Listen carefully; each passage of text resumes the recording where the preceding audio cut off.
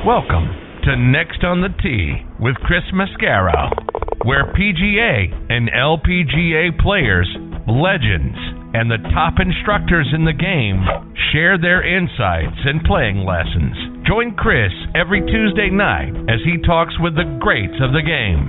Tonight's show is sponsored by TaylorMade Golf, the PGA Tour Superstore, Golf Pride, 2 Under, Zexio, Sun Mountain Golf Bags, Finn Scooters, making the game more fun, Bionic Gloves, and the Macklemore Club. Experience life above the clouds. Now, here's your host, Chris Mascaro.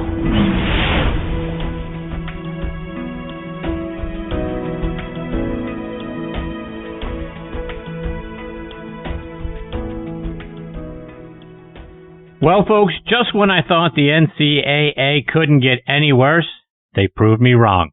For those of you who haven't seen the story, last week at the Women's Regional Golf Tournament in Baton Rouge, the NCAA made the ridiculous decision to cancel the event and allow the top 6 seeded teams to automatically advance to the National Championship. The reason they canceled it? The amount of rain they got earlier in the week. They said the course was playable, but not at a championship level. Now, leading up to the tournament, look, they got 7 inches of rain. I get it. The standing water on the course, though, had either soaked in or evaporated.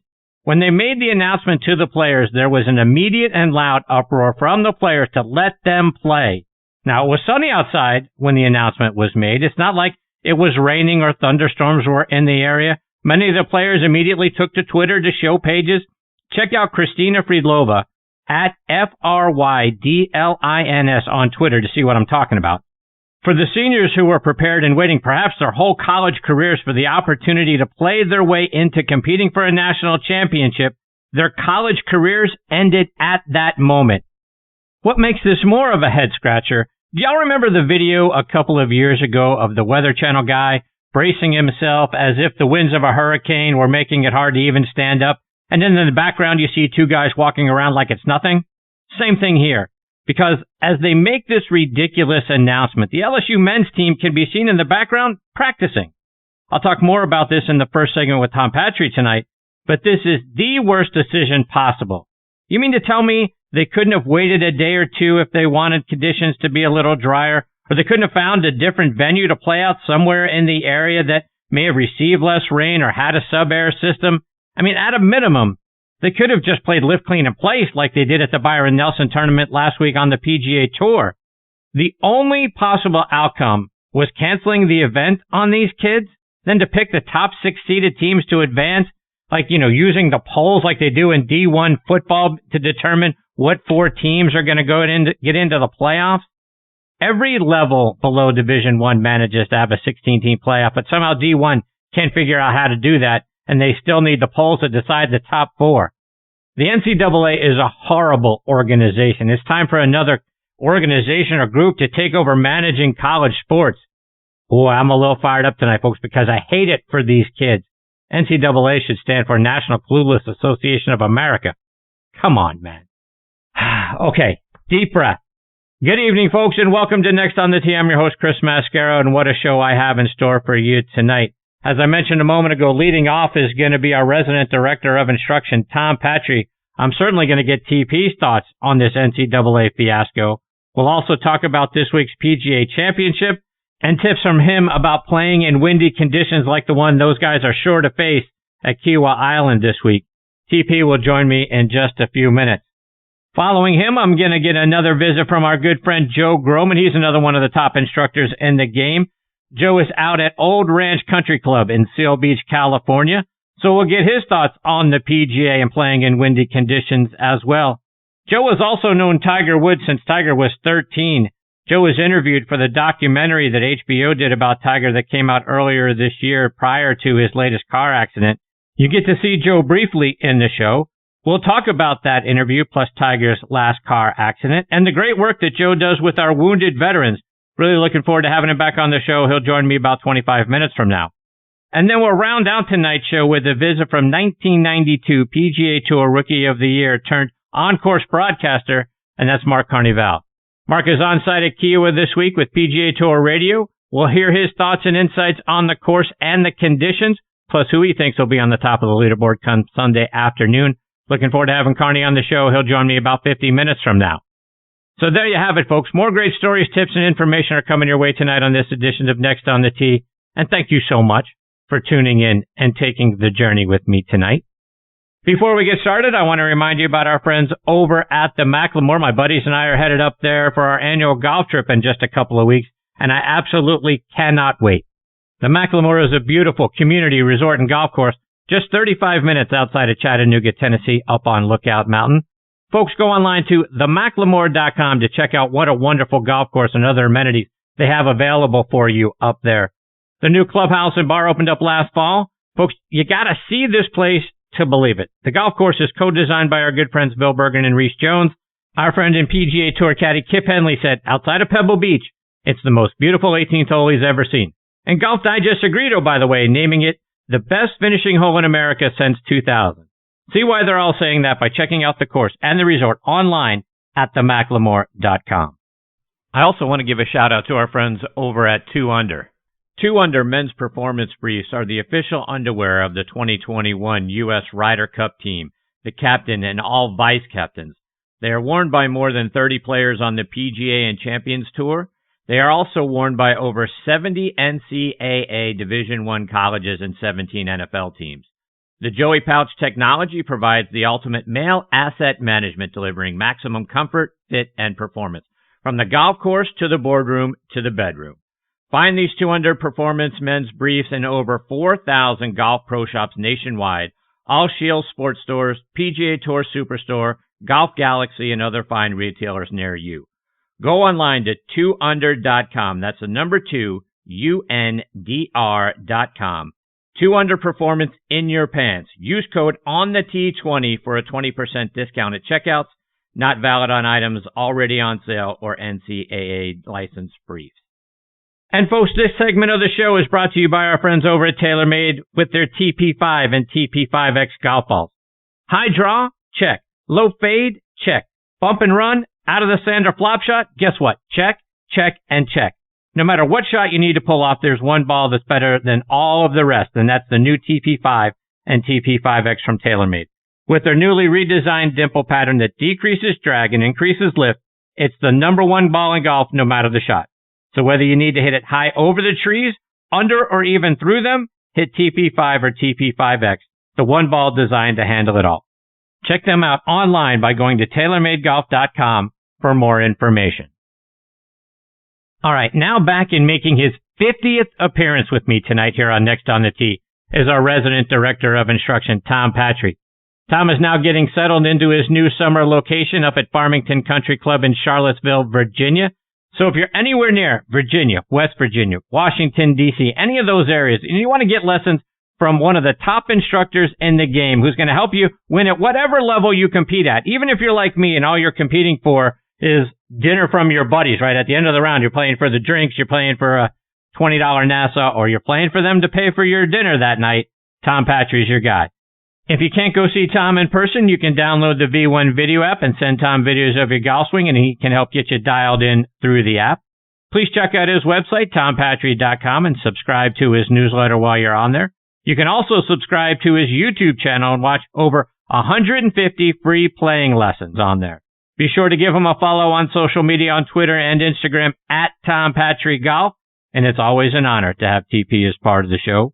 Good evening for the 50th time, my friend. I can't believe I've let you be a part of the show that many times, but glad to have you back. How are you, my friend?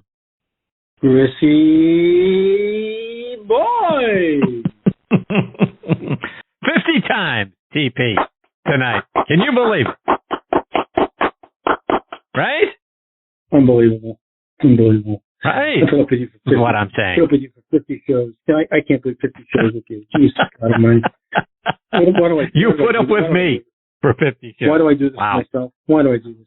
Long day in the lesson tee, and then I got to put up with you for half an hour. Come on, seriously. It's because you're a Yankee fan and you really aspire to be a Red Sox fan, so you're trying to be more like me. So you keep coming up. Dude, and I applaud you for that, my friend. If it was my dying breath, I wouldn't be a Red Sox fan. A dying breath, just so you know. Okay? 50 times, and it's always an honor. Farmington Country Club, my friend. Good for all of the folks up in the Virginia, West Virginia, Washington, D.C. area getting to have a superstar like you to now be out on the practice range with. Good for them. How's it going? Dude, superstar, please. Let's be key here. Superstar thing. I'm just an old provolone, but man, an old provolone. It's really going good. It's a wonderful place. It's an incredibly historic place. I knew the Jefferson influence. I didn't really understand how much of an influence he had at the facility, the piece of property, I should say, back in the day. The history is incredible, and I'm a big history buff, Chris. It's been really fun. There actually is a club historian. I got a tour from the general manager when I first got here. Some of the stories about the early days of the property and what went on, incredible. Very, very cool stuff. And the golf course itself, 1929 Fred Finley. I played twice now. Really, really good. Beautiful piece of property, beautiful layout. It flows beautifully, good bunkering, high shot value, great practice facility, huge training center. It's really cool. Cool place. Well, like I say, those folks are incredibly lucky to have a guy like you to now instruct them and improve their golf game. So kudos to everybody up in the Charlottesville area. Go see Tom Patri. Go see him at Farmington Country Club because your game is going to immediately improve. Tom has got so many great stories about the players that he has spent some time with and are now winning, like I say, championships all up and down, whether it's, in an organized tournament or it's just as a club champion, those sorts of things. Tom, I know you've had a couple of more success stories from your folks that you helped out last summer down in Indiana. Share a couple of the success stories you've had with your students recently. First of all, Chris, the check's in the mail. I'll get the check out right away for you. Thanks, I appreciate it. I've got a young man in Indiana right now that just won his conference championship. Maverick Conaway, he's doing a great job. He's been with me a little bit over a year now. Young high school player, really hits it a mile. Great looking golf swing. He's going to be a pretty good one. He's working hard. And then just by coincidence, the girl he dates is also a student of mine. She actually came to me first, and she won. Let me get this straight. She won the league, the conference, the county, and the state last year as a freshman. So quite a duo. So they're both pretty good players. And Jack Delac is playing better again in New York. So we got some people playing nicely, some young people playing nicely right now. It's been fun. Tom, I want to switch gears now, and if you heard me in the rant at the top of the show, this whole thing with the NCAA and the women's regional tournament last week in Baton Rouge has really got me fired up. I hate it for these kids. The things that got taken away from a lot of them is just ridiculous in my mind. They had to come up with a better result than what they did. I don't know your thoughts on that story. Well, Chris, the only thing wrong with your rant is it wasn't strong enough. I mean, as strong as it was. I was a college player, and if you had told me my senior year that I traveled to a site, I got to the site, I was prepared to play at the site, and then you told me that, listen, these 6 teams are going to advance. You can go home, forget about it, and it's because of the weather. In the meantime, the sun's out, and I'm looking out on the practice range, and there are other players, of a different gender practicing at the same time you're calling the event, and there's not an alternative plan of some kind other than just granting 6 teams a pass. You would have had to pull me off somebody.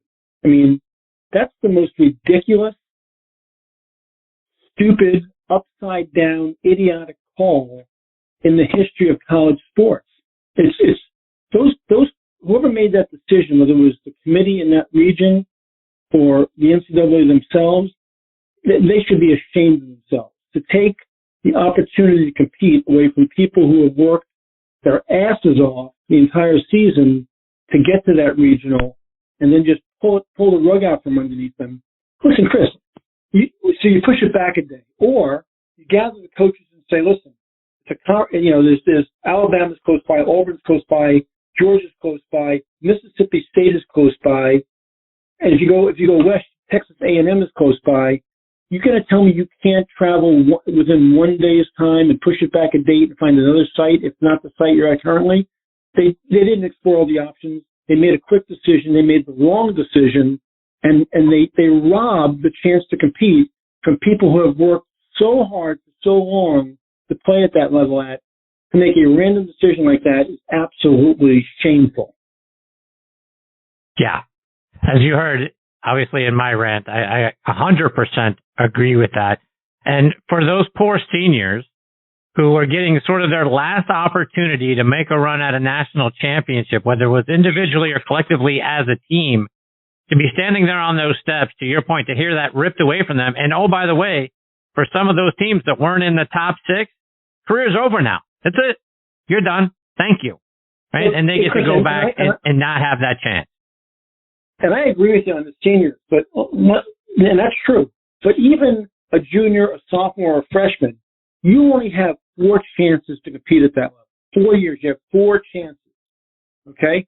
So you took 25% or 50% or 75%, depending on what year you were, of their chances away from them. Okay? Guess what? That's criminal. That's criminal. I mean, I'll give you an example, Chris. My junior year, I finished second in the Division II National Championship. And I left that with a sting, losing by 1 shot.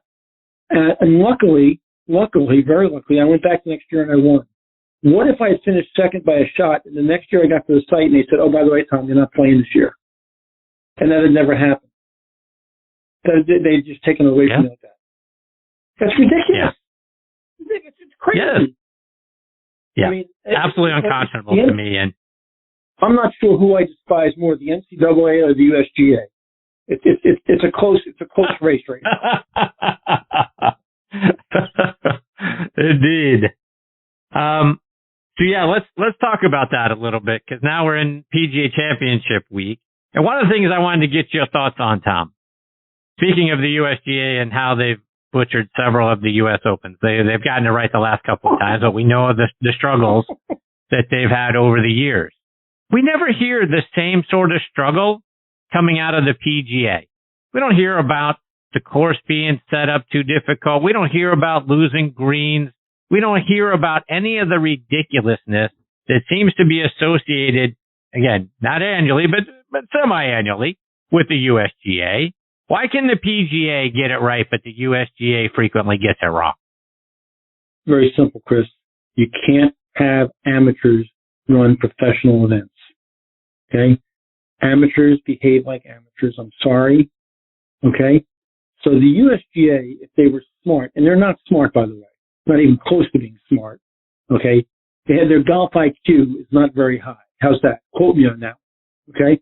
So what they should do is take the PGA Tour's field staff and let them run the event either in front of the camera or behind the camera, and they can put on their blue blazers and beat their chest and walk around and call it their event. But let professionals run the event. And by the way, not just the U.S. Open, the U.S. Amateur, the U.S. Women's Open, the U.S. Senior Open, the Women's Senior Amateur, and I can keep on going. The USGA Junior, let professionals run the event. Okay? You're not qualified, USGA. You don't get it right. So let's talk about this year's event, this week's event, I should say, at the PGA Championship, being played at the Ocean Course at Kiawah Island in South Carolina. Kiawah, I just learned this as I was doing all the research, Tom, has more seaside holes than any course in the country. It's going to play almost 7,900 yards this week, which is the longest in major championship history. Being right there on the ocean, we would expect wind to be a factor. And you have a lot of experience playing in similar conditions from your time up on Long Island, your time down in Florida. What are you expecting to see this week at Kiawah?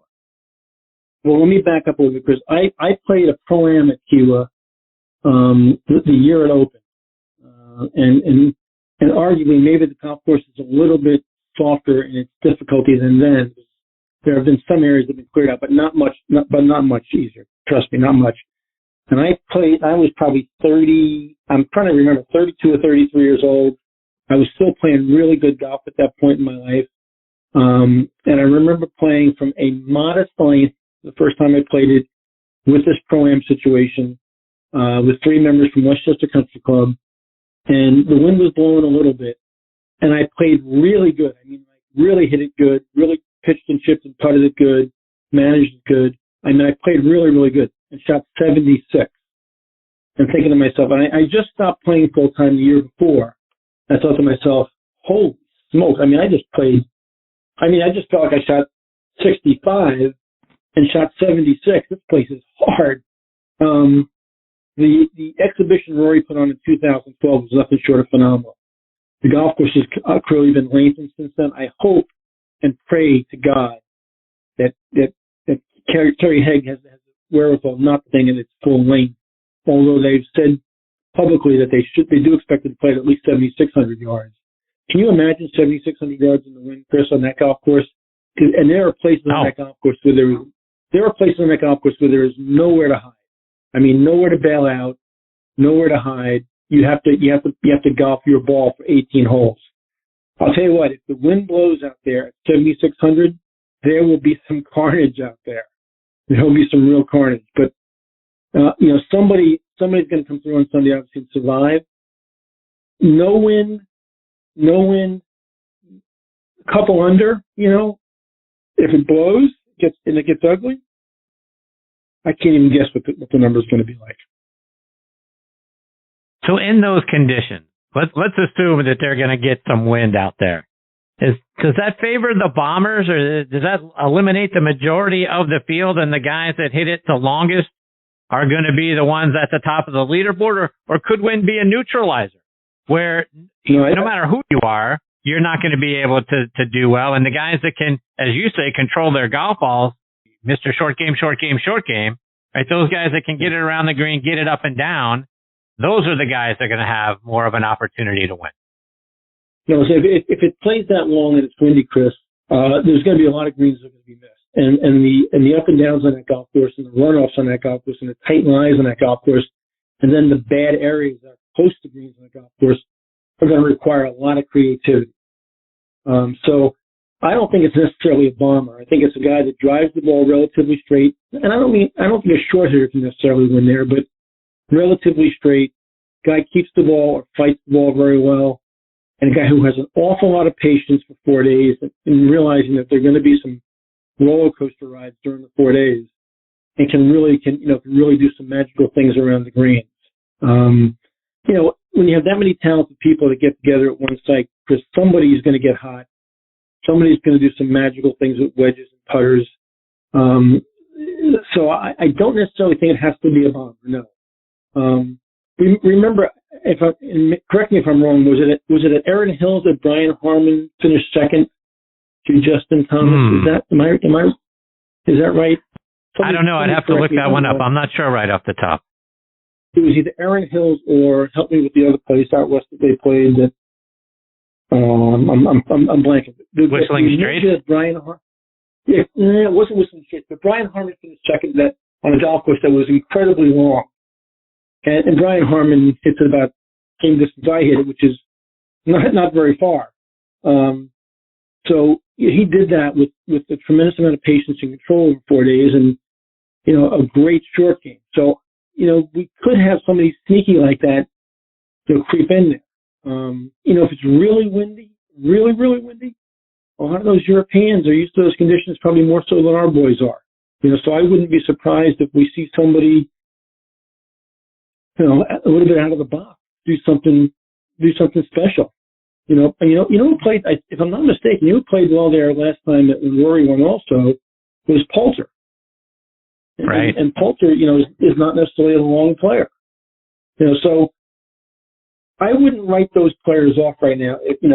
As you said, you used a great phrase there. It could be a neutralizer, Chris. And by the way, you were right. 2017 at Erin Hills, Brian Harmon finished second to Koepka, 4-stroke. Okay. Yeah, I thought I remembered that. Yeah. And by the way, he's playing great this year. Yes, he is. Talking about it being a neutralizer, when I think of someone like a Bryson DeChambeau, who we just saw carry the ball 368 yards this past week at the Byron Nelson, with his ball in the air for as long as it is, at the apex that it is, and I think he gets it up there 145-ish or so. To me, that's almost not good. Right? You're giving the wind more time, more opportunity to blow the ball off course. So I would think someone like a Bryson would have to change their trajectory. And I know these guys are great at knowing, what groove to hit it off of and all of that sort of thing. But it seems like he would have to change a little bit, which I would think, kind of take him down a few notches in the favorites list, just because of how far he hits it and how long the ball's in the air. Am I off base there? I want to see Bryson DeChambeau try to overpower Kiawah Island in the ocean course. I want to see that. I want to see 4 days of him trying to. Matter of fact, if he does it for the first 2 days of that game plan, we might not have to see him 4 days. Put up with that nonsense. Let's talk about somebody else, Ricky Fowler. And I know that we're all rooting for Ricky to find it, but he missed the cut again this past weekend at the Byron Nelson. Where I don't know if Kiawah Island is the place you're going to go find it. But your thoughts on Ricky Fowler and how we can help Ricky get back to being one of the top players in the world again? Christian, you've gotten to know me pretty well over the last couple of years, and you know that probably from a philosophical standpoint, from a lifestyle standpoint, I'm probably the furthest thing in the world from Ricky Fowler. But for some reason, I love Ricky Fowler. I've fallen in love with the kid. He's got great moxie. I mean, he's entertaining. The commercials make me laugh. He's clearly a very talented person. But Ricky Fowler right now is lost. He's lost. And I don't understand going back a ways. I don't understand going to and then leaving Butch so quickly. I thought Butch was doing a really good job with him. I thought he had him moving in the right direction. He was playing well and he was trending correctly. And then, he's off, said and done somewhere else. So I don't have any insight into the camp of Ricky Fowler. It's a very, very curious thing to me.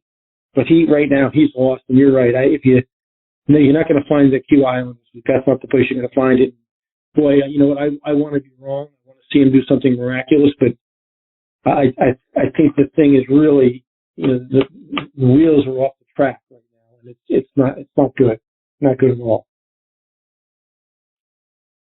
Tom, I want to get a couple of playing lessons before I let you go tonight. And for our listeners that play a lot of coastal golf and they deal with headwinds and they deal with the winds coming left to right or right to left, what are some tips that you can give us to be more successful, particularly if we're on the tee and we're hitting an approach shot where we've got a stiff headwind? What do we need to do in order to overcome that? Chris, it really love this topic because I grew up on the east end of Long Island, that towards Shinnecock, and the east end of Long Island, it blows all the time. And, we played high school golf back then, way back then, 100 years ago. In the early spring, we started in early March. It could still be snowing at times, and the wind was howling, and it was never a place where the wind really calmed down. It blew all year round. And then I moved to Florida to play my college golf, and guess what? It blows in Florida too, by the way. So I've played my whole life in the winter and competed some overseas, and in Europe where it blows. And I'm one of the few people probably that when I competed, I wanted it to blow because I knew how to play those shots. And back then it was instinctive. I just did things instinctively because I didn't have any money or funding for lessons. So I had to learn how to hit those shots. And my two favorite coaches back then were Dr. Trial and Mr. Error. But I learned things like ball position. I learned things like choking down with the club. I learned things like abbreviating my follow through, like holding the follow through down and cutting it off, and taking another club or another two clubs and reducing the speed of my swing so I could reduce the spin on the ball so it wouldn't rise so much into the wind or be affected so much in crosswinds. So those are all things I learned instinctively, and then later on by teachers that I met later on in my life will confirm that I actually had gotten it right, almost instinctively. So it was a lot of trial and error for me, but your ball position is a factor. The length you grip the club at is a factor. Holding off your follow through, not making, Harvey Penick used to say low finish, low ball, high finish, high ball. things like that were very, very instinctive and natural for me. But it's certainly something you want to be able to do if you live in a coastal area or if you're traveling on vacation to coastal areas. It's something that you don't just suddenly pick up, and try on the third hole your next round. It's something you go to the range and you practice hitting those types of shots to get used to them. But man, they're so much fun to hit, and the creativity of playing in the wind. My time in the '90s that I got to spend with Seve was eye-opening too, because he took it to a whole nother level as far as some of the things I just described, and it was great to be around him because he validated so many things I believed in and had instinctively done as a young player. But those shots are so much fun to hit, and playing in those conditions are fun. I don't shy away from playing in the wind ever. I think that kind of golf is just terrific. For those of us that have control of our golf ball and we're comfortable being able to fade it or hook it on demand, if you're faced with a crosswind, left to right, right to left, whatever, are you a proponent of riding the wind and let the wind carry the ball, or do you prefer to kind of cut it or hook it into the wind so it gets held up a little straighter? What is a better way for those of us that have the ability to control it like that? Chris, you just showed me how much higher your golf IQ has gotten since I first met you. That's a great question, Chris. I would also use wow. I am impressed, Mascaro. That is really good. I think that's a great question. I think that's a preference question. I know a lot of really good players that I've played with and either against or coach currently who like to shape the ball up against the wind and hold it against the wind. I don't have the ability to hit the ball both ways. I've always hit a little bit of a cut, and that's my go-to shot. That's my comfort zone.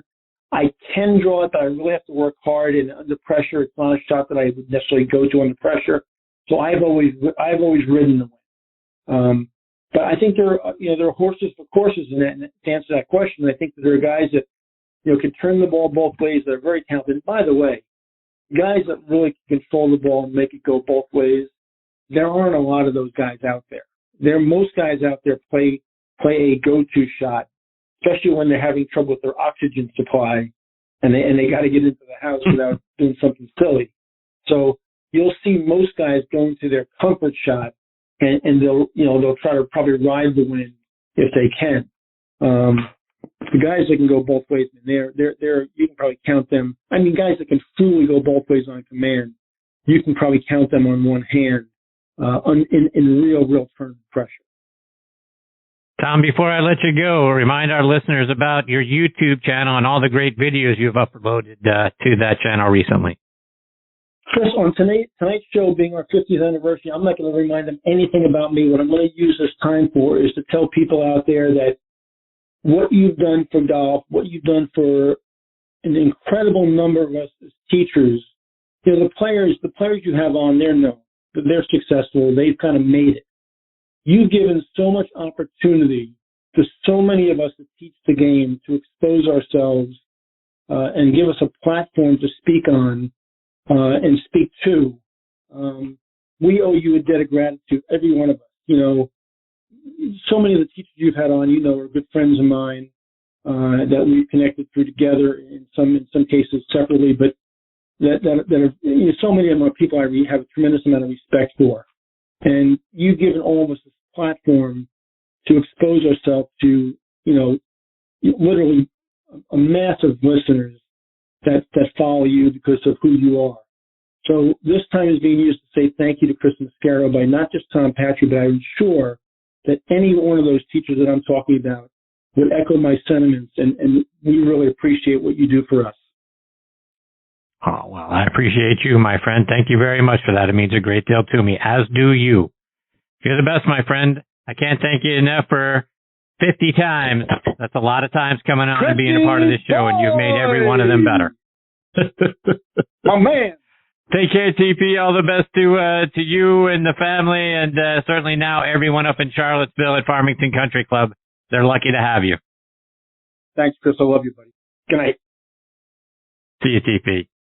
That's a great Tom Patri, TomPatri.com is the website. Patri at Tom Patri Golf on Instagram and Twitter is how to follow him. And Tom Patri's YouTube channel, folks, 150 videos on there for free that you can look at and improve your game.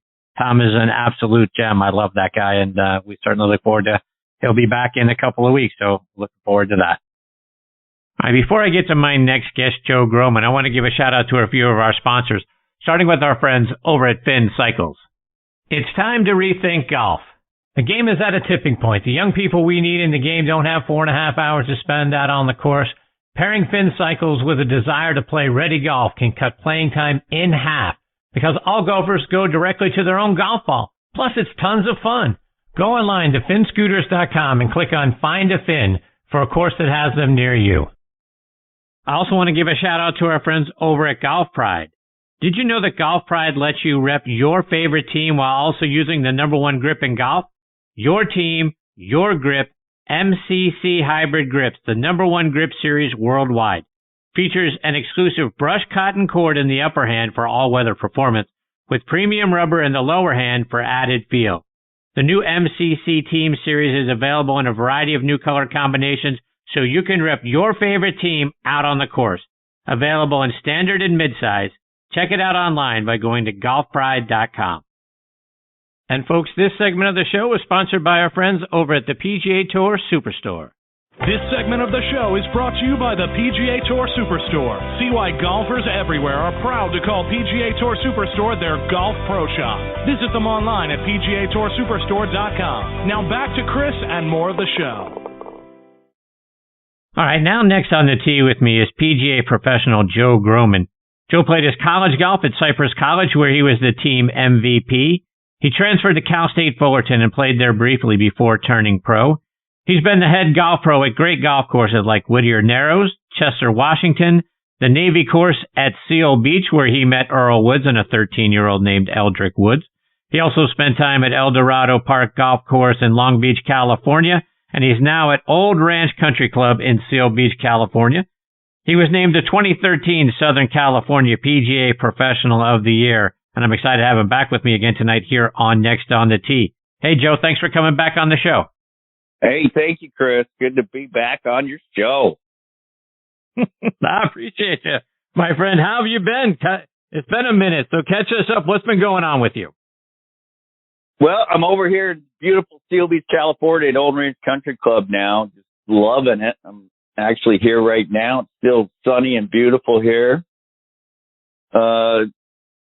Life is good, man. That's all I can say. You know, people are kind of recognizing me from that gig. You know, I did that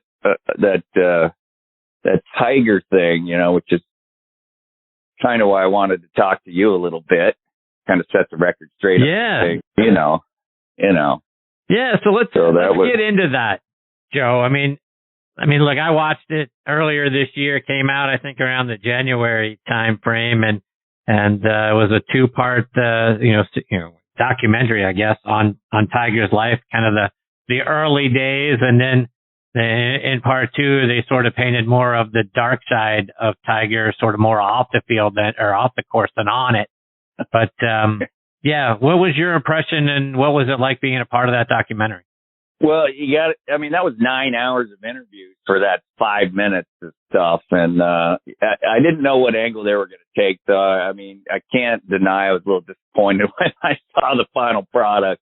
Nothing like coming clean to the world. You know what I'm saying? And, I felt they did a little bit of a disservice to Earl, you know, and, you can't raise a Tiger and not be just a phenomenal dad. So I wanted to, touch base on a little bit of that stuff. There was a few things in there. For example, the story when I first played with Earl and Tiger together for the very first time, and Earl was talking real loud, like I'm talking to you, and jiggling his change and all that stuff. And they cut it off right at that point, So that was when I shushed her. I don't know if you remember that story. So Earl's doing it one more time on like about the 5th hole, and I shushed him. And he looks at me, and Tiger's still putting. He goes, "Joe, don't you know what I'm doing? I'm preparing Tiger to play through distraction when he gets to the tour, which I thought was a phenomenal answer coming from a father. I mean, he said it right in front of Tiger, so that's the kind of belief he had in him. They kind of left that off, but they also left off the part where, we were walking off that green, and I said to Tiger, I go, does he really do that every time you hit a shot? And Tiger said, I don't know. I haven't heard anything in 2 years.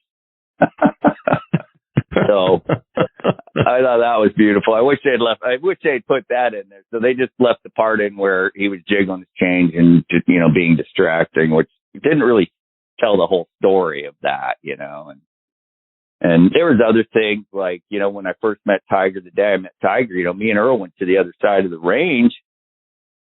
Well, first of all, let me tell you, when I met Tiger, Earl was saying a few things, and Tiger would just keep hitting, totally not acknowledging anything Earl said. I didn't know how they operated together. I didn't even know who this kid was, to be honest, because he was so young. I had no idea that could have been Earl's kid.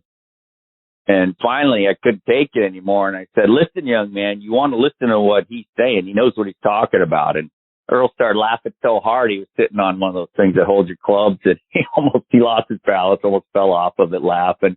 He goes, don't you know who this is? And I said, no. This is my son, Tiger. I go, oh, my God. So anyway, we walked down to the other side of the range, and I asked him, I go, how come we came down here, your kid's over there? And he said, I don't want him thinking about what I'm thinking about. Plus, he knows where to find me if he needs me. And I just thought that was so awesome, He really was a wonderful dad to Tiger. When Earl would be on the range, Tiger would be on the course. When Tiger would be on the range, Earl would be on the course. He let him do his own thing, And another time, Tiger's about 14 or 15, and you got to understand that if Tiger didn't have a tournament, he was at the course. So he was always at the course. I mean, the second he got out of school, did his homework and all that, he's at the course till dark. So, I kind of got a little concerned because there was no other kids at this golf course. We were 26 miles away from Long Beach Naval Station. So, after I got to know them really well, I'm like, Earl, what would you do if Tiger wanted to quit golf? Because it was all 100% golf, no friends, no nothing. And, I was thinking, I remember when I was a kid, and I'm sure a lot of people when they were a kid, they were always at the course too. But I said, what would you do if Tiger wanted to quit golf? And he said, as long as Tiger is a productive member of society, I'm going to support him in anything he wants to do. I'm just here to provide the foundation for success. That's it. It's up to Tiger to take the steps necessary to be successful. But as long as he's a productive member of society, I'm going to support him. If he wants to be a postman, I'm going to support him. And I thought to myself, man, that's awesome, So they left out a little bit of this side of Earl that people don't know about. I think they kind of delved a little too deep into he's my best friend. Well, yeah, he's his best friend because that's who Tiger hung out with. He hung out with guys way older than him. He hung out with Earl and his friends, and that was it. He didn't have all these little friends. I remember when he won his second U.S. Junior, and Tita Tita was going to have a little party for Tiger, and that's a whole nother story. But there was four kids showed up, and I had never met any of them ever. They were from his school, and his second U.S. Junior is a big deal, and he scraped up 4 buddies from school. So he wasn't the social butterfly. Let's put it that way. So I could totally, when they're saying, Earl's his best friend and Tiger's his best friend, they made it seem weird, but it wasn't, if you know what I'm saying. It was a cool relationship that they had, a good relationship. So what was your opinion after having watched the documentary? Again, like I say, it's 2 parts. The early part, the early years of Tiger, and then later on, it's more, I think, off the course stuff than it really was on the course stuff. But to me, it sort of felt like a hit job. Like TMZ, HBO, they were really out to paint the dark side of Tiger. Did you get that feeling? Did you, at least when you were a part of it, when they were interviewing you, did you feel like, all right, this could be a good thing? And then the outcome, the finished product, boy, that's not what I expected. That's exactly how I felt. Once again, a producer flew out here to meet me and talk to me and see, and then they flew me to New York for 4 days. And, they were all super nice young people, very successful producers. There's a few Oscars on that team that put that together and Emmys and all that kind of thing. They were all great, wonderful people. And, you know, in 9 hours, I could dish, you know, I could say a lot of stories in 9 hours. And then when I saw the final product, especially that opening scene when Earl's sitting there, you know, saying that this is my gift to the world. And then they show Tiger in the jail thing. I was like, oh, I mean, my heart just sank. I'm like, no, you know, and then, you know, some of the snippets that I was in, imagine that. I mean, there was a lot of good, but yeah, to answer your question succinctly, I thought it was a hit job. No disrespect to those producers. They're wonderful people, but, yeah, I definitely felt that, this kid has done the world of golf. He changed golf. He's an icon. He's done so much good for the game. And yeah, it was definitely, I felt, a wee bit of a hit job, to say the least. And yeah, I was a little disappointed, honestly. One of the things that I walked away from, and they showed his frequent trips out to Las Vegas, and they talked about how in Vegas, like for all of us, right, Vegas is an escape from reality. And I started to feel like maybe Tiger was a guy that, you know, Tiger Woods Inc. was sort of a runaway train that he wanted to get away from for a while. Made me feel like, you know, maybe he didn't really want all this superstardom. He was a guy that wanted to be the best golfer ever and win a bunch of golf tournaments. But then everything started to become about what people expected of him or what other people wanted him to do. They wanted, you know, Tiger, you got to get married. So Tiger gets married. And you know, everything sort of became larger than what he wanted it to be. You know, he became the face of Nike. He became the face of the game. I don't know. Did you get a sense of that? And maybe from your experience of knowing Tiger, was it that or was it something else for, you know, all the escapes out to Vegas? I think you nailed it pretty good there because, like you're saying, his goal when he was a kid was just to be the best golfer in the world. You know, and you're not thinking about brand management. You're not thinking about business deals. You're just thinking about being the best golfer in the world, winning the Masters. I mean, we played for the Masters a million times, and that's what it was all about. It was all pure golf, pure love of the game.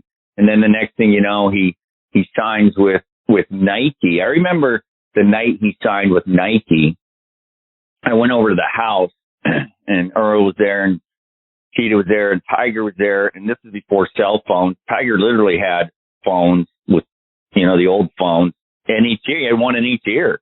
And, you know, and there was like the house was full of suits of people I'd never seen before and they didn't have a big house. And I'm like, oh my God, what has he done? And, you know, another thing was because I was close to him, the Navy at the time would not let me, the public affairs officer wouldn't let me talk to the media, you know, and people were from all over the world wanted to talk to me too. And I was like, I didn't really want to talk to anybody, but I mean, I was getting people knocking on my door at 3 a.m, you know, wanting to talk to me. Wow. And I was just on the sidelines and I can't imagine what he had to have been going through.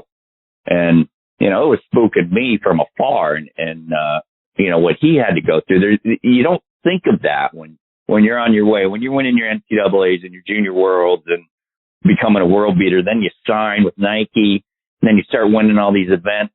I don't think that was in the game plan on how they were going to handle that kind of success. You know, it was just, he wanted to be the best in the world growing up and there's a lot more to it. I know you were talking about Ricky Fowler earlier with Tom and you know, maybe Ricky's gotten so large, you know, maybe he's kind of suffering from the same things. I can't speak for him, but I don't think these guys that get super popular, you know, can handle these time constraints, these business deals, all these people that are making money off of them. And I mean, it's a whole different aspect of what they have to do in life outside of the game. You know, it's almost being a victim of your own success on some level. But going to Vegas, I'm sure was a huge escape. If you saw the documentary, he got into diving because he could just get away. I mean, the pressure's on him I couldn't imagine. Yeah, to that end, Joe, I mean, you sort of now start to put together everything that's been going on around him, off the course, and obviously the latest car accident and that sort of thing. To your point, if people are always after him for something, right? Whether it's a business deal, whether it's TMZ trying to chase him and anybody that's related, around him and his circle around, trying to figure out the latest bit of dirt and all of that sort of thing. I mean, we see the latest car accident, and I don't know what happened. I don't know if you do or anybody else really knows the truth about what happened. But it seems like he's a guy that is self-medicating for pain, maybe self-medicating for the life that he is being forced to lead. And then I don't know if he fell asleep or what happened that led to the most recent accident. But it seems like a guy trying to escape all of that, but the world won't let him sort of live. I almost sort of think about it, Joe, in terms of, I remember Elvis Presley, and I lived in Memphis for a lot of my life, and what Elvis had to do to wake up in the morning in order to go to sleep at night, and the life that he had to lead because of everything that was going on around him and the entourage and all that sort of stuff. I tell you, to be honest with you, Joe, I walked away from that second part of the documentary feeling sorry for Tiger. Like, he's just a kid that wanted to play golf, but everything else has just sort of led him down a path, and it's sort of become a destructive path lately. But I think it's a place that he doesn't want to be, but he's sort of forced into it because of all this other stuff, the business, the this, the that, the other thing. He wants to spend time with his kids. He wants to, be in, major championships, and he wants to win another Masters, and he wants to catch Jack, and all of these sorts of things. It just seems like it all can't fit in a 24-hour day, and he's sort of trying to force it in there. I don't know. I walked away feeling sorry for him. Yeah, I totally agree. And that Elvis one is, do you remember when you could see that happen to Elvis back in those days? I mean, we're kind of dating ourselves. Maybe your older audience can relate, but yeah, it just spiraled out of control, it kind of mirrors that. I mean, hopefully from this accident and all that, and he's getting older and his kids are growing up, and if for those of us that have kids, it totally changes your perspective in your life when your kids start becoming young adults and you get more involved in life around that. I mean, I think that him playing with his kid in the tournament and taking more of a focus on his children, golf and all that is going to be nothing but good for him. Let me just settle down and be a dad for 2 seconds, hopefully. As far as the accident, and I got to tell you, that happened right over here in Palos Verdes, near where I am right now. And that particular spot that he got in that accident on, in Palos Verdes, it's this huge, giant hill. It's square miles, but there's no freeways to it. So it's all these streets that are long and windy.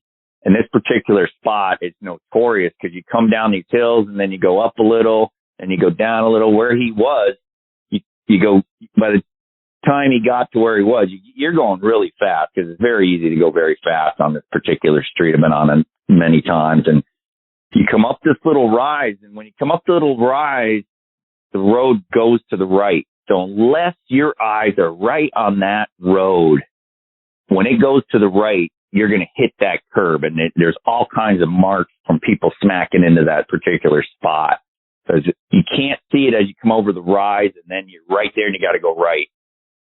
So in his defense, I mean, that is a pretty dangerous little spot that he got in that accident on. It was a perfect storm. I can't say if he was distracted driving or any of that, but it's definitely notorious for that particular type of accident in that particular spot because of that. Can't see what's coming your way coming over the rise. As we talk about him potentially being, in this whirlwind of what Tiger Woods Inc. has become, do you think he can get out? Is this too far gone? Is this runaway train gone too far and he can't get out? Or do you think he wants to get out? Do you think, you talk about, we've seen him play with Charlie, and which is fantastic, and, his daughter Sam and all of that sort of thing, and being a regular dad. Has the train gotten too far out of control where he can't get out? Or do you think this now gives him the opportunity that he may be looking for to get out? Well, I think that he's too big. He means too much to golf. He means too much to too many people, too many companies. It would be like if, Jack Nicklaus isn't competitive, but he's still a huge voice in golf. And I think that's where Tiger's going to head. I don't see him ever, getting out. He still has a lot of good that he can do in golf. There's so many areas of golf. I mean, his Tiger Woods learning centers are awesome, but there's a lot he could do. If he pointed himself at any aspect of golf, junior golf, disabled golf, any type of faction of golf, he's so huge. He's able to move the needle. He's kind of like Elon Musk in Bitcoin, he's able to move the needle in anything. And I think to have that much say and power, I don't think he's going to get out of golf. I mean, maybe he'll be in it in a different aspect. He's doing courses now. He's kind of following Jack's path just a little bit. And, all those guys still love and respect Tiger. And I think, he still has a ton to offer the golf world. It's not in playing and winning tournaments and many, many other layers of golf. But yeah, his train's left the stage. He's too big now. He's too big. He's not going anywhere, I don't think, anytime soon as far as golf's concerned. Now that his kids are growing up, maybe, he can become a voice for junior golf and junior golf program. Who knows? Sky's the limit. He can do anything. Joe, before I let you go, let our listeners know, how can they stay up to date with all the great things you're doing and follow you online or on social media? I'm at Joe Grohmann Golf Foundation and Joe Grohmann and Joe the Pro. I post all my clinics. We're just with the Wounded Warriors on Monday. Also, my website is joegrohmangolffoundation.org, and also the howtogolf.com. Sell my book there. All the proceeds from that book go to support all the programming we do with basically Wounded Warriors, at-risk inner city youth, disabled. We have huge programming with that. PGA Hope, we have a huge Hope program. But you can it's now an ebook too, by the way. It's called How to Golf Beginner's Guide. If anyone out there wants the perfect Christmas gift, Earl Woods wrote the forward to it. It's got me and Tiger on the cover. That's at howtogolf.com, joegrohmangolffoundation.org, on Facebook at Joe Grohmann, Joe Grohmann Golf Foundation, and Joe the Pro. And unfortunately, that's as technologically savvy as I'm able to pull off right now. Great. Joe, I can't thank you enough for coming back and being a part of the show. I hope we get the opportunity to catch up with you much sooner next time. You're fantastic, my friend. Oh, thanks, Kristen. I felt so bad the Steelers didn't pull it off. What a start to the season.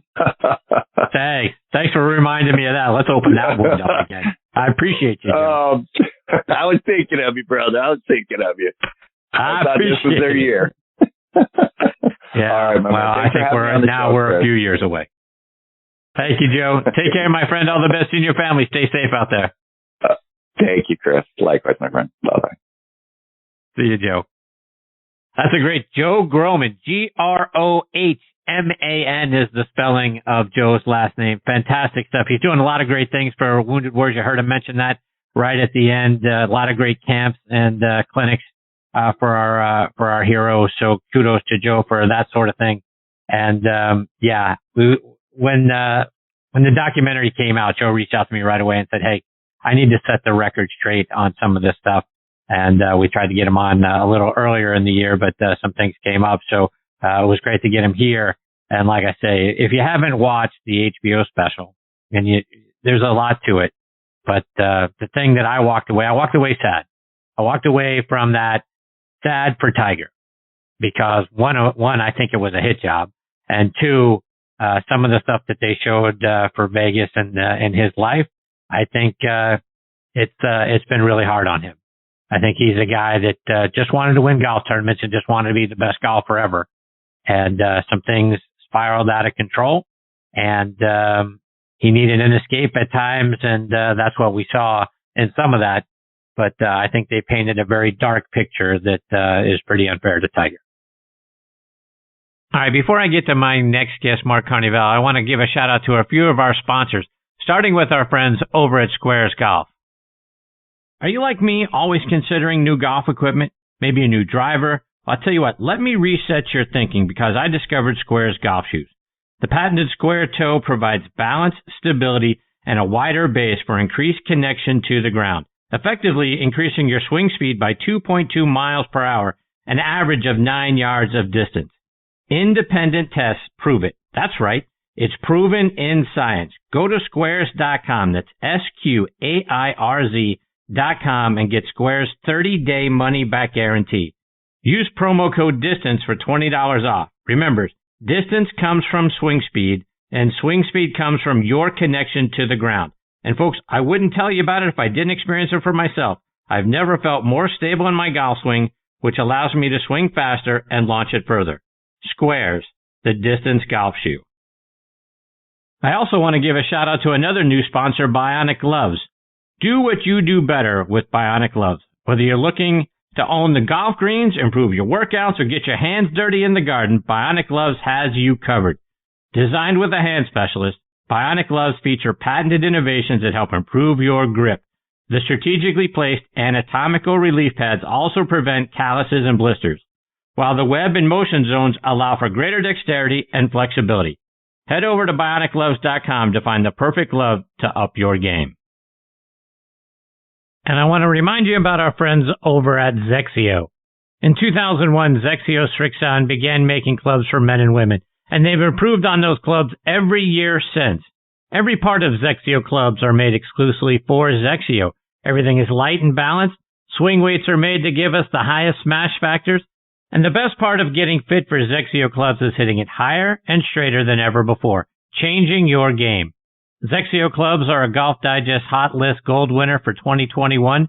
Congratulations to Zexio Ambassador MB Park for her 5-stroke victory earlier this year at the Kia Classic. It was her 21st victory, and she did so using Zexio 11 woods and 10 irons. See how Zexio can help your game as well. Go online to ZexioUSA.com and pick which set is right for you. Okay, now next on the tee with me is Mark Carnevale. Let me remind you about Mark's background. He's from Annapolis, Maryland, played his college golf at James Madison University, where he was a 4-year letterman and a 2-time team MVP. While he was there, Mark won the 1979 Governor's Classic and the 1982 James Madison University Invitational. He graduated with his degree in marketing and minored in economics. In 1999, he was inducted into the JMU Athletics Hall of Fame. He turned pro in 1983. He won 4 times out on tour at the 1984 Virginia Open, the 1990 Utah Open, the 1992 Chattanooga Classic, and the 1997 Nike Inland Classic. He was named the PGA Tour's Rookie of the Year in 1992. He finished tied for 25th at the 1998 U.S. Open at Olympic Club in San Francisco. You can now hear Mark on SiriusXM's PGA Tour Radio and PGA Tour Live. He's easily one of the all-time great golf analysts and on-course broadcasters, and I'm very honored to have him back with me tonight here on Next on the Tee. Hey, Mark, thanks for coming back on the show. Yeah, happy to be on here, Chris. I hope everything's well with you. Ah, fantastic. With me, Mark, and I got to say, my friend, you make every golf tournament that you broadcast better. I'm not sure there is a better person to paint the picture that we all, when we're listening to you on the radio, we can't see it, but you paint the picture so well. It really helps us imagine what we could be seeing.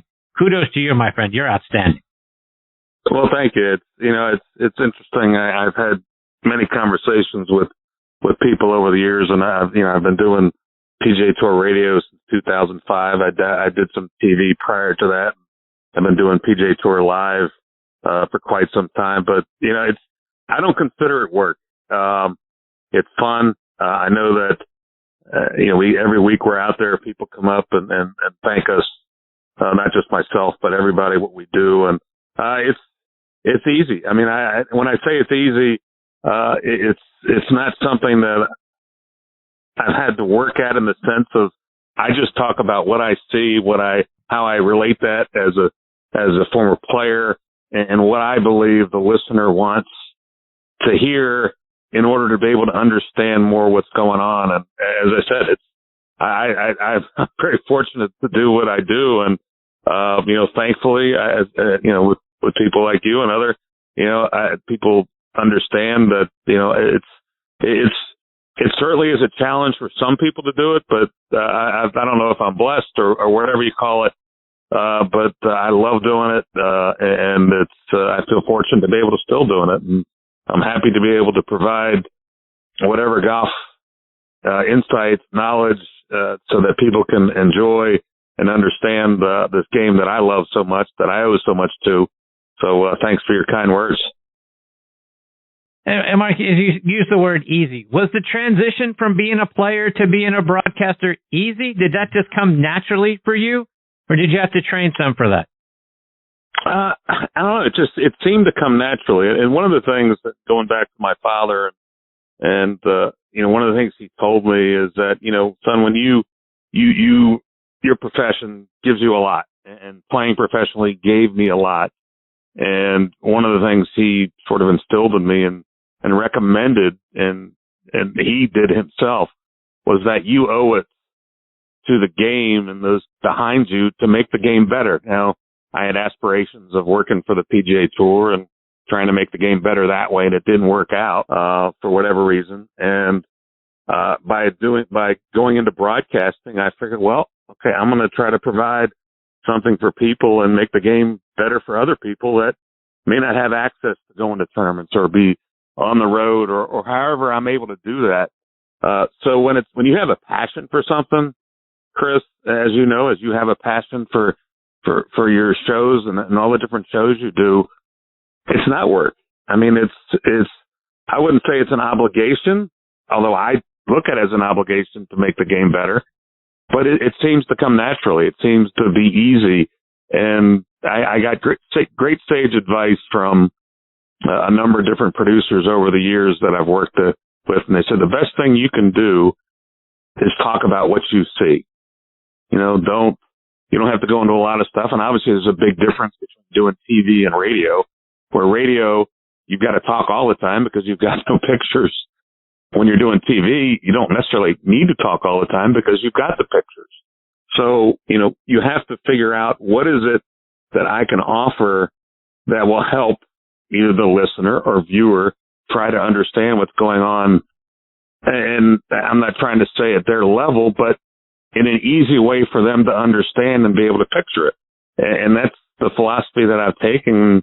And again, I go out there and, I'm not one who writes down a lot of notes and about this or, this guy is strokes gained putting, he's second this week or he's 20th coming in, because to me, while stats are important for some people, to me what's important is what's happening right now. So what can I do to paint the picture for someone of what that player is dealing with right now? How is he approaching this shot? What does he do? So it's probably a simple approach to it, but I think it's a more understandable approach for listeners and viewers. So there's a couple of things that you just mentioned, Mark, that I want to get into. First of all, stats. Right? Talk about your preparation to cover a tournament, because as you mentioned, you're not a stats guy, but you've got to prepare in order to be able to talk about and paint that picture about what the course is like, what the conditions are like, and what we're listening to. Talk about what you do in order to prepare to broadcast a given tournament. So normally I will, on a Thursday, or even on Wednesdays, we'll get an email from my producer and saying, okay, you're going to be, if I'm doing radio, you're going to be covering this group. So I'll go and I'll look at their stats. I'll see what they're doing. Obviously when you're talking about the PGA Tour, one of the most important stats is where they are on the FedEx Cup points list. How many tournaments they've won. What is their sort of recent performance been like? And I'll look at stuff like that and figure out a way at some point, maybe if it's appropriate, because I think the worst thing, in my opinion, a broadcaster can do is try to force something. It needs to be natural. It needs to come out naturally. And I'll give you a prime example that happened last week, and I got a big kudos and thumbs up from my producer, and we're talking about we were out there. I was out following Hideki Matsuyama, who currently was 9 is ninth on the FedEx Cup points list. I think he may have dropped to 10th or whatever. But as in years past, they had the Wyndham top 10, which is a reward for the top 10 players throughout the season. They get a bunch of extra money. Well, now it's the Comcast Business Tour top 10. And I sort of transitioned from saying that, Hideki, which is basically a mirror image of the top 10 in the FedEx Cup points list. Not basically, it is a mirror image. But I kind of transitioned that, he's ninth in FedEx Cup points and currently ninth in the Comcast Business Tour top 10. And it's just, I think what it does, as I said, it wasn't forced. It came out naturally, because if you're talking about a player and say he's, currently leading a golf tournament and say it's on a Friday or Saturday, at the end of the day, to me, if I'm a listener, I'm listening.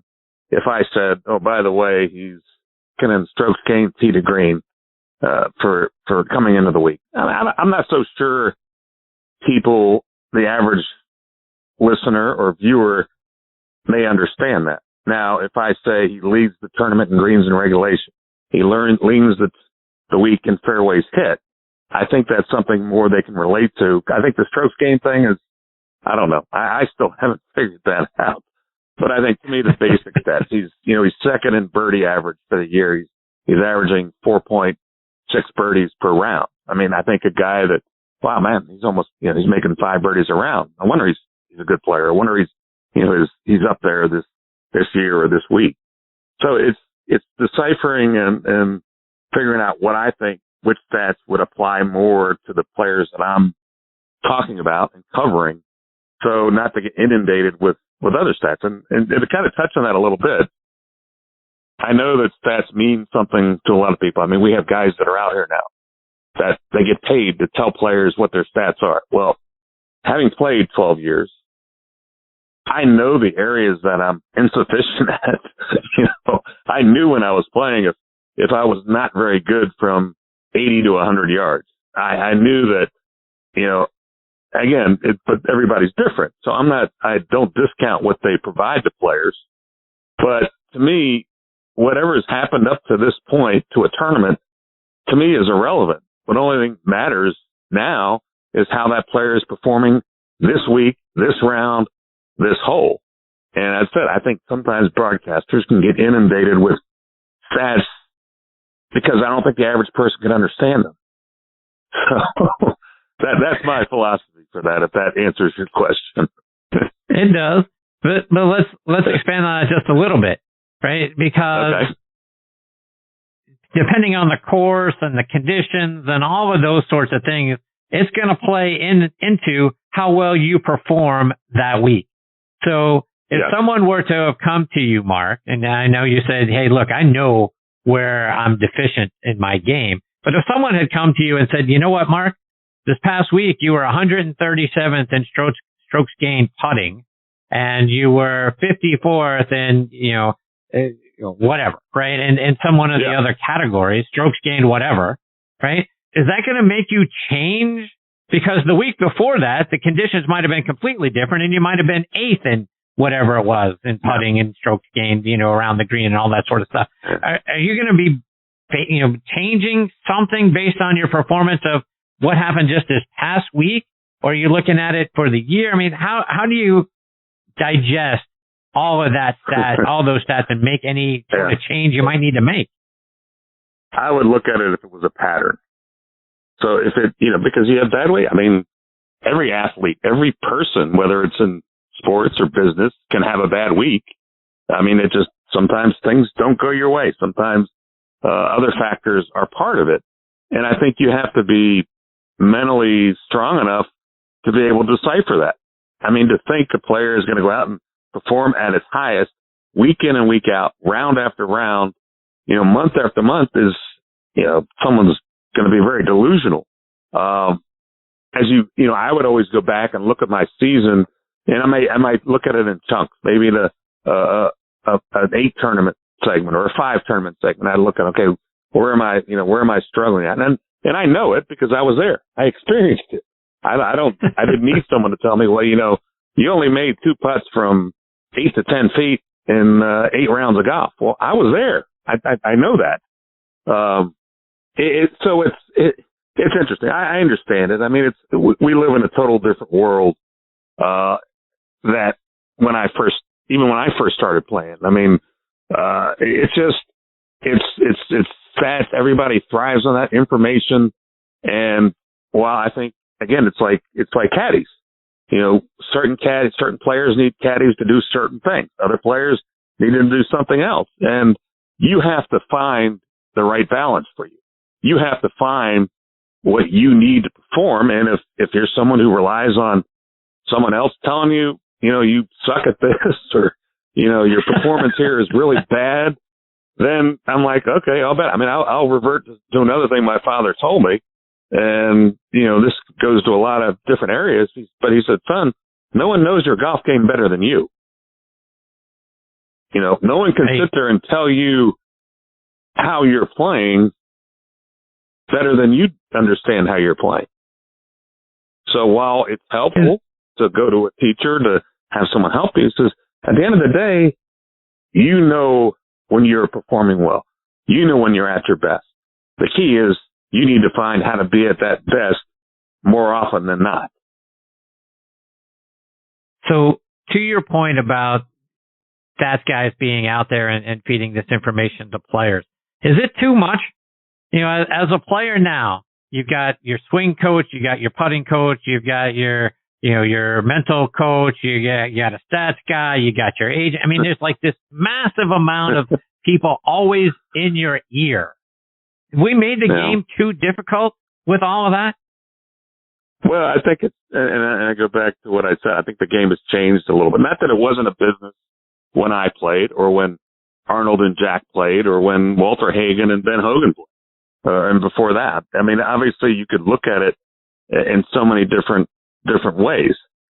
But I think what I see on a weekly basis, and maybe it's the culture we live in now. You know, it's, you know, obviously I'm a lot older than, you know, I could be a lot of these players' father.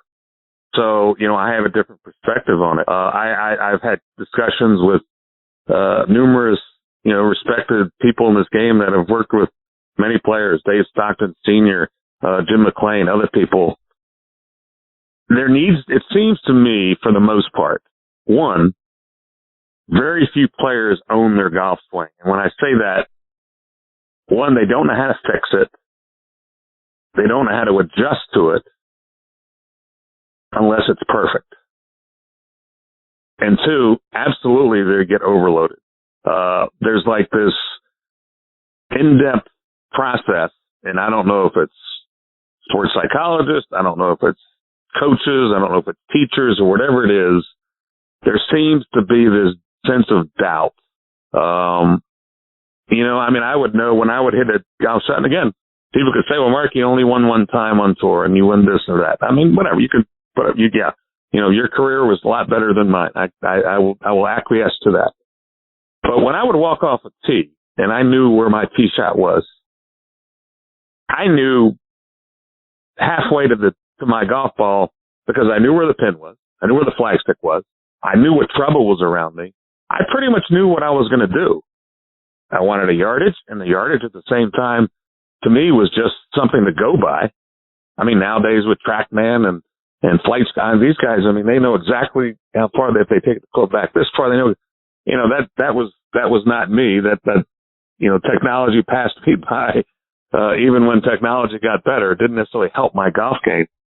But I think there's way too much on it. Now, I think because players are afraid of making a mistake.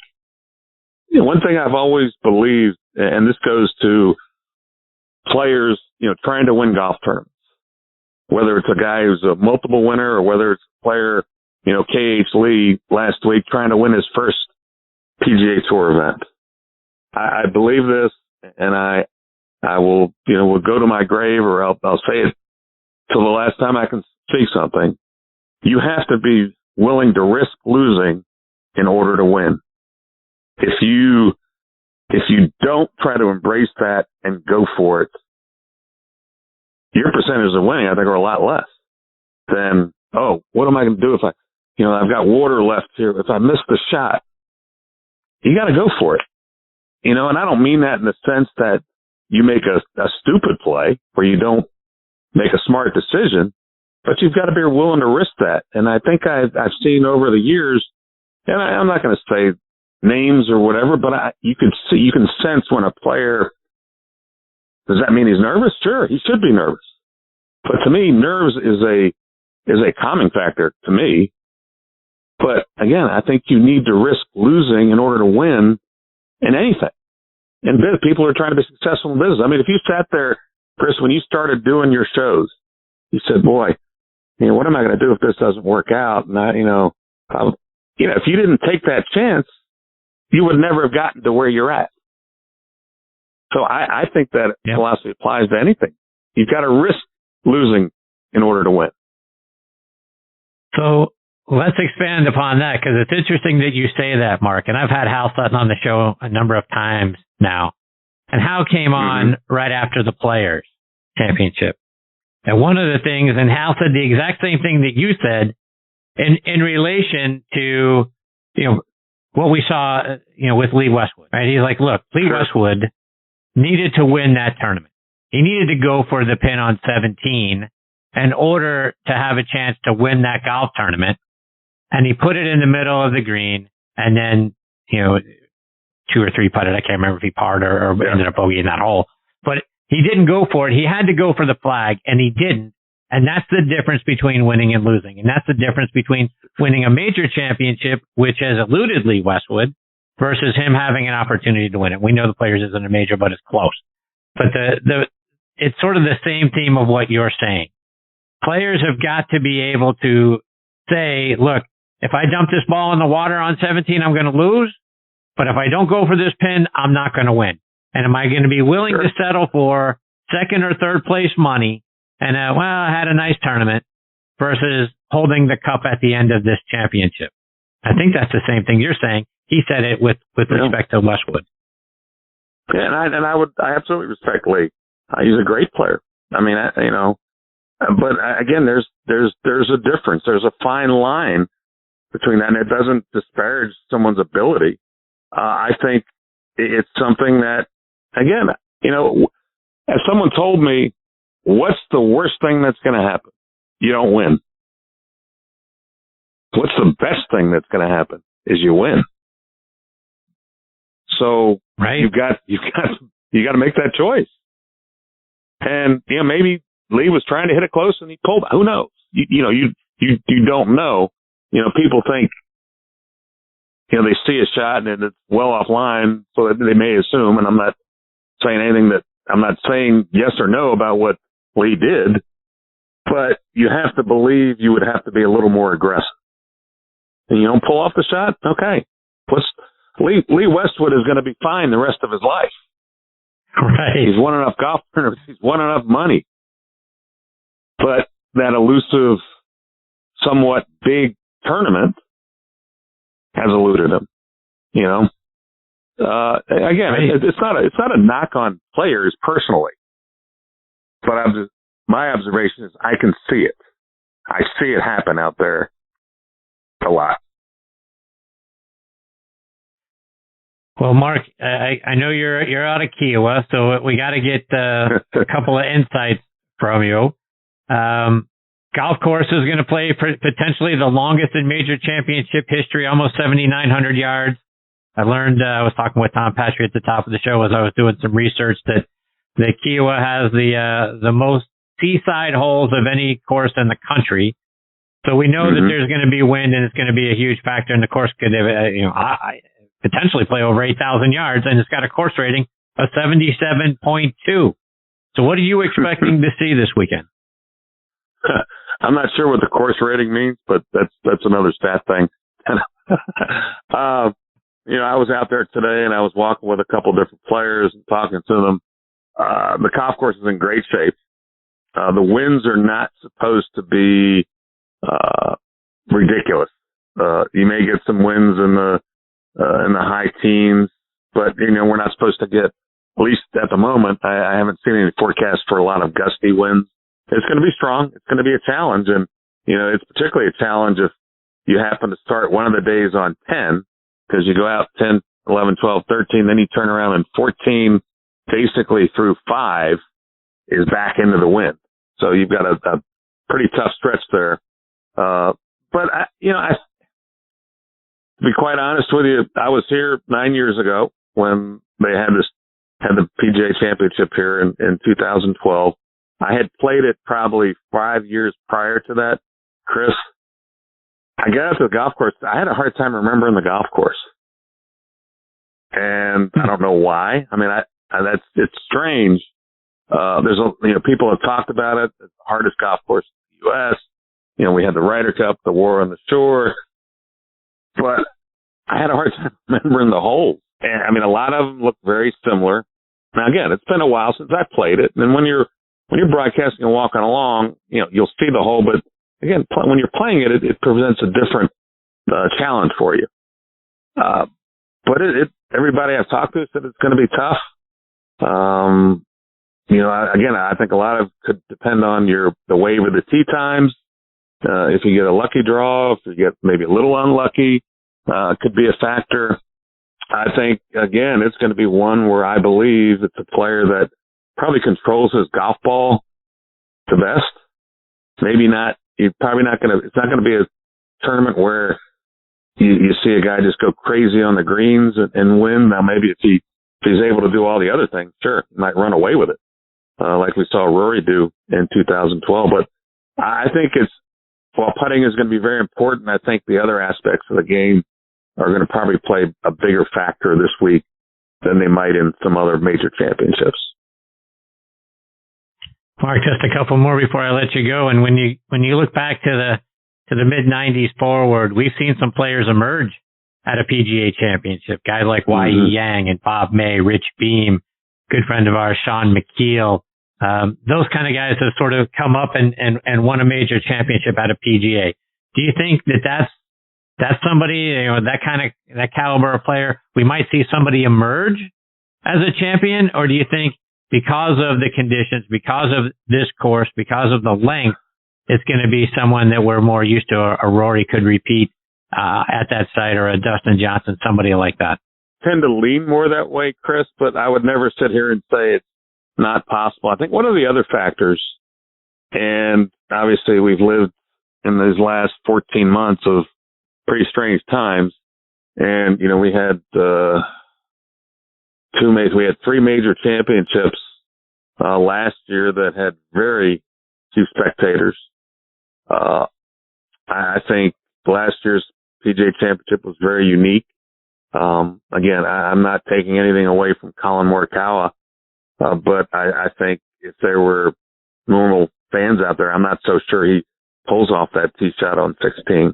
I'm not saying he wouldn't go on to win again. I'm not taking anything away from Colin Morikawa, because I think he's a spectacular player, and he's a nice young man, and he seems very well, put together with all aspects, both his personality, his appreciation for the game, and everything. So I don't want your listeners to mistake that.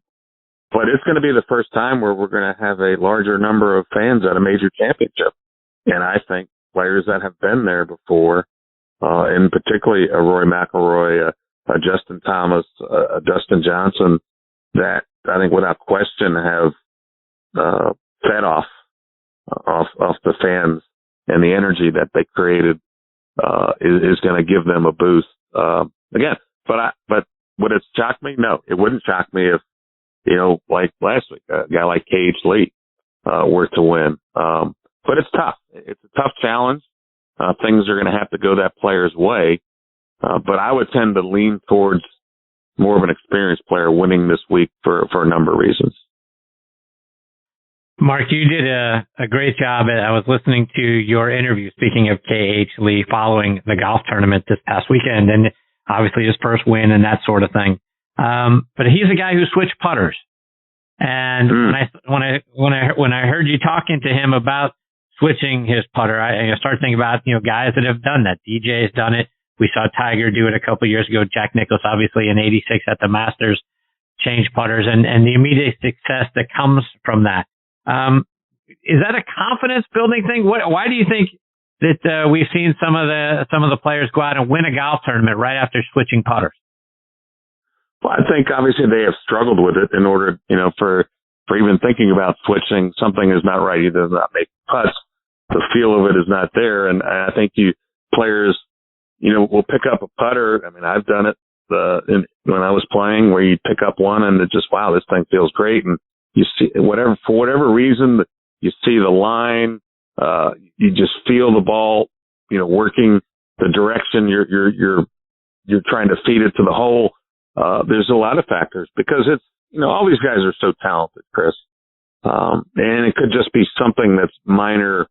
Who knows? I mean, maybe somehow their putter got dinged a little bit and the loft got off a little bit and it just doesn't look right. And, you find something that you feel. And I always knew I could hit a couple putts, when you're playing there, and there's a number of manufacturers that have bags around the putting green that the players use to practice on. You'll sit there and you'll pull out a putter and you hit a couple putts, like, wow. And next thing you know, it's in your bag and you're using it and you're making putts. And that's putting to me is the most unique sort of, I don't want to say aspect, but it's the most unique part of your game, because every other part of your game needs to be somewhat structured in the sense that the only way you're going to be able to control your golf ball is if you control the club face. I don't care how you get it back behind your body or how you finish it coming through, but unless that club face is square, you're not going to be able to be successful. The putter, it's just, there's so many other factors that could be in there. I mean, again, it could be a half-inch flatter. It could be just something about it that doesn't have to be as normal as the rest of your game has to be. And I think that's why you see a lot of players change it. You see players go left hand low, or they go for the saw grip, or however. There's more feel in putting, I think, than any other aspect of a player's golf game. And I think that's why you can see players making a change, being successful. Mark, before I let you go, and I know you got off Twitter recently, is there a way for our listeners to stay up to date with all the things you're doing and follow you, whether it's online or somewhere on social media? Probably not, unless you give them my phone number, Chris. But, obviously in this strange time that we're living at, I don't know. I mean, I'll do quite a few events, the remainder of the year for PGA Tour Radio.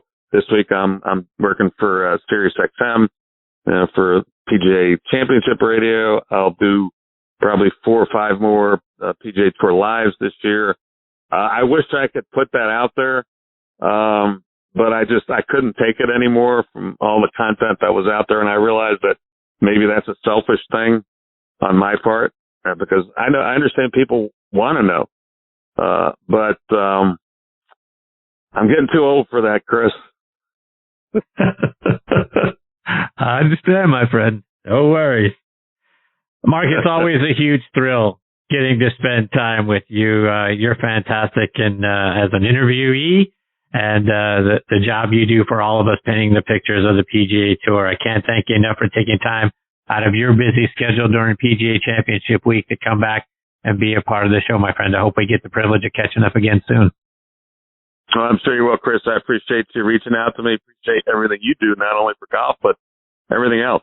You certainly keep fans informed in many ways, and we appreciate you as well. No, thank you very much for that, Mark. Stay safe, my friend. All the best to you and your family. We look forward to catching up soon. Thank you. Take care. See you, Mark. That's the great Mark Carnevale. And folks, seriously, nobody does it better than Mark does. He's a wonderful on-course broadcaster. He paints the pictures better than anybody, and takes us sort of inside the PGA Tour player's mind, which is what we just heard here during this conversation. And on top of that, he's just a great human being. So I thank Mark very much. I know he's got a huge schedule this week being a part of PGA Championship Radio and over on Sirius XM, and to get 30 minutes with him is a huge honor. All right, it is time for me to put a bow on this episode of Next on the Tee. My sincere thanks again to Tom Patri, Joe Grohman, and Mark Carnevale for joining me. Please check out our website, nextonthetee.net, to keep up to date with what our guest schedule looks like. And folks, next week scheduled to join me are a quartet of great friends, starting with Golf Channel Academy lead instructor Keith Jarvis. Really looking forward to having Keith back as part of the show. Dr. Bob Jones IV, Bobby Jones's grandson, he'll be back with us. Really looking forward to catching up with Doc. The best author on the planet, in my view, and former Golf Channel producer Keith Hirschland is going to be here. And another one of the top instructors in the game, and a birthday boy today, Brian Jacobs, will join me. Happy birthday, Brian. Looking forward to catching up with you next week. So it's going to be a great show, folks. I hope you'll come back and be a part of it with me. Folks, you can stream this show as a podcast on a number of great podcasting sites and apps like Podcast.co, Apple Podcasts, Google Podcasts, Podbean, Spotify, iHeartRadio, Stitcher, Audio Boom, Player.fm, Odyssey. Folks, if you've got a favorite podcasting site or app, we're probably on it. Just type Next on the Tee in the search bar. I'm sure you'll find us there. And if you enjoyed the show, please do me a favor and go online to podcastmagazine.com and vote for the show in their Hot 50 list. When you're on the site, just click on Hot 50 at the top. You're going to get a drop-down list that includes Hot 50 voting. Click on that, and then just type in the name of the show, Next on the Tee, and then my name, Chris Mascaro, in the host section. I really appreciate your support. Folks, thanks again for choosing to listen to the show tonight. I really appreciate the fact that you continue to make Next on the Tee a part of your golfing content. Until next week, hit 'em straight, my friends.